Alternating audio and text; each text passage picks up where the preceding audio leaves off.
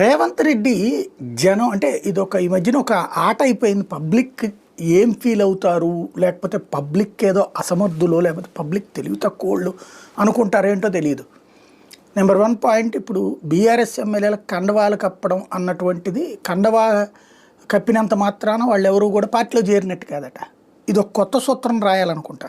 కండవా కప్పితే పార్టీలో చేరినట్టు కాదు, పార్టీలో చేరినట్టు ఏంటో తెలియదు.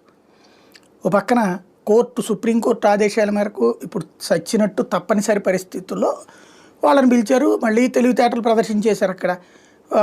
వాళ్ళు చెప్పిన ఏది మేము అసలు పార్టీలో చేరినట్టు కాదు అని చెప్పారని అది తెలిసేసి వీళ్ళందరూ దాంట్లో ఇంకో జిమ్మిక్ ఏం చేశారు, వీళ్ళందరూ అంట టీఆర్ఎస్ ఎమ్మెల్యేలు అందరూ ఎవరైతే గెలిచారో వాళ్ళందరూ నెలకు ఒక 5,000 రూపాయలు పార్టీకి పంపిస్తారట. ఆ డబ్బులు ఇప్పటికి కూడా వెళ్తానే ఉన్నాయి కాబట్టి ప్రాబ్లం ఏం లేదు, అది వాళ్ళు బీఆర్ఎస్లో ఉన్నట్టే.